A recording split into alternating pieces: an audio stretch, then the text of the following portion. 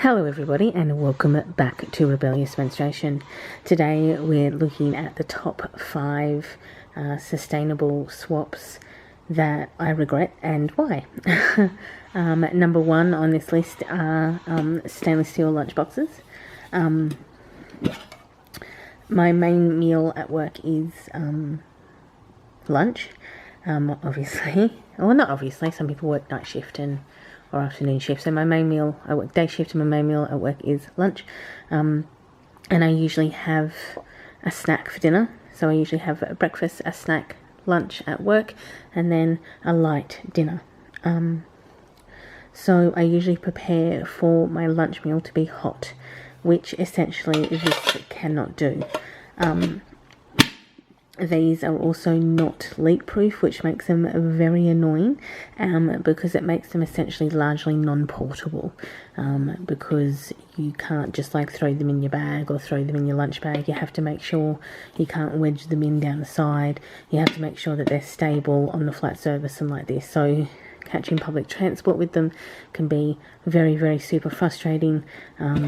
Even in here, even internally, it's not leak proof.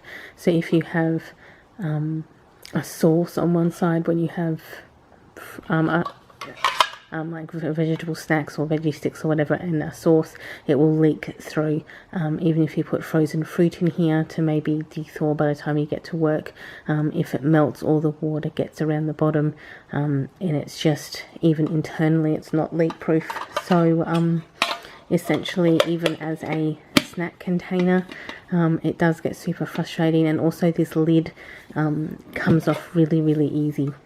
So I have had situations where this lid has come off in my lunch bag, so I've had to take to essentially put in a rubber band around it. So it just kind of makes this not very effective as a transportation container. It doesn't even really make it as effective as a snack container, due to the reasons I just mentioned. So because you can't really separate these things. So probably if this was an entire container where I could have like a salad in it and then put a little sauce pot in it, that would probably be more effective as a container. But so yes, stainless steel lunchboxes. Number 2 on this list is keep cups. These are not leak proof at all. This makes them essentially not portable. They are literally not portable. It is super frustrating because obviously you can't, even if you finish the drink in here, you can't really put it in your bag because it will leak through your bag. And who wants coffee stains through their bag? It gets super frustrating with that as well. And also I find personally this drink, this lid, this plastic lid, pretty horrible to drink out of.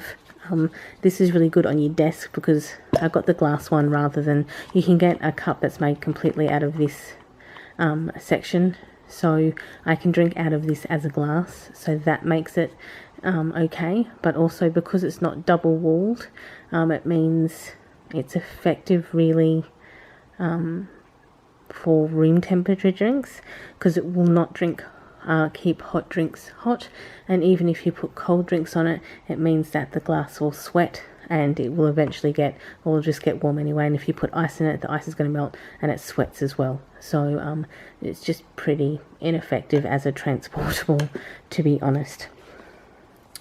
Number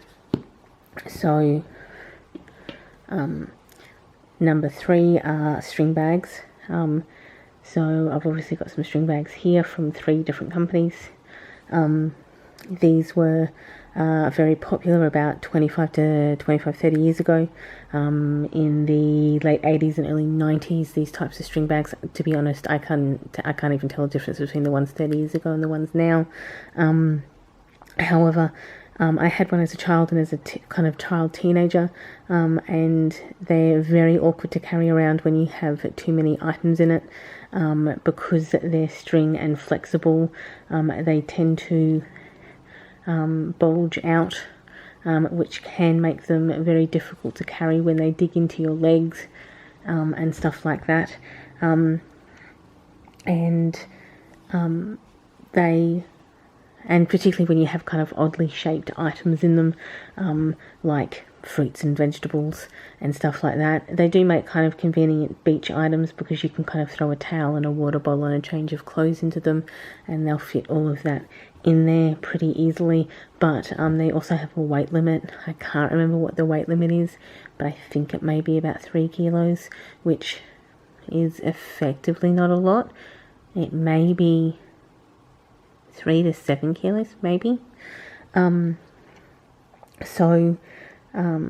Yes, they can be very oddly shaped when carrying oddly shaped items in them. So it makes them aesthetically pleasing on Instagram, but particularly irritating practically when using them. Number 4 is bamboo cutlery. I did have 2 other sets, which have both been given away.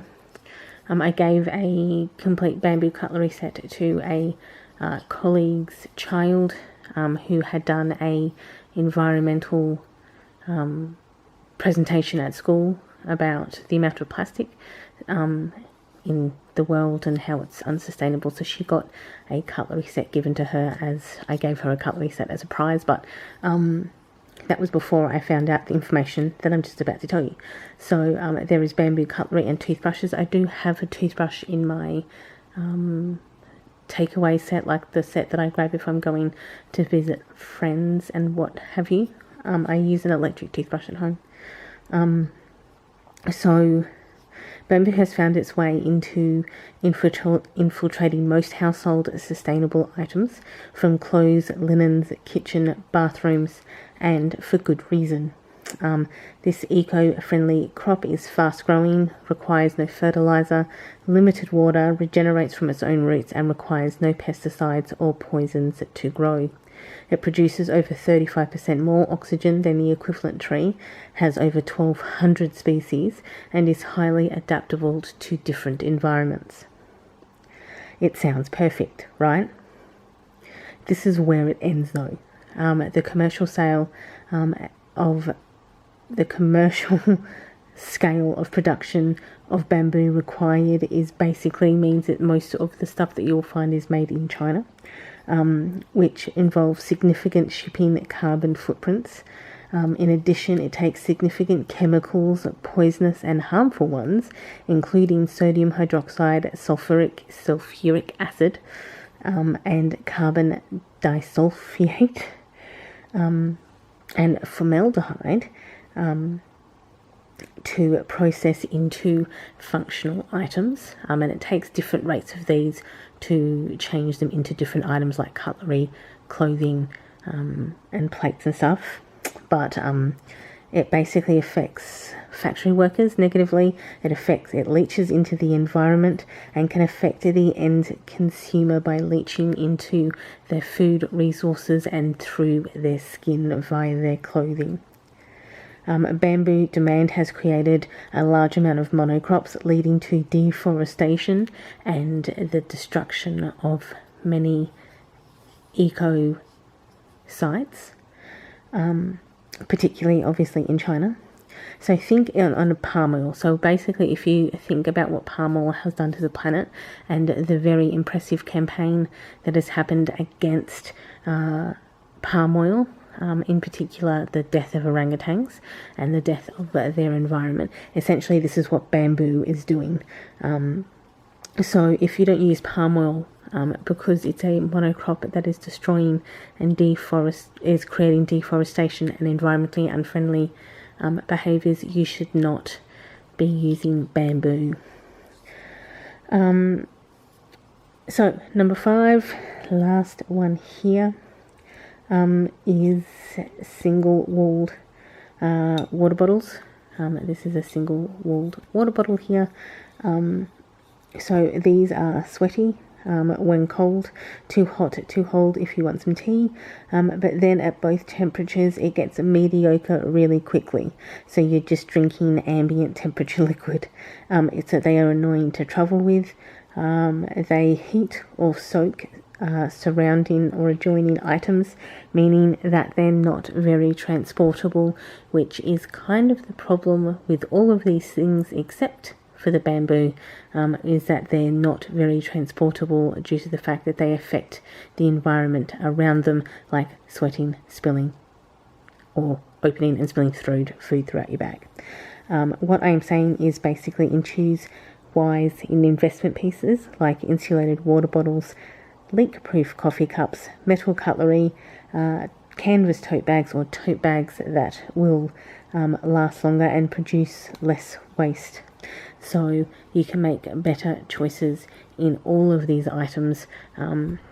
Just, if you need to take something with you, I do take a spork with me. I have metal cutlery at work in my desk. I have metal cutlery in my bag that I take with me now. And I kept this because I use this type of thing in videos now. I use double-walled and insulated coffee cups and these, and I use different containers to take my snacks around in. So, thanks for watching. Enjoy your morning, afternoon or evening, depending on where you are in the day, and I will see you all in the next video.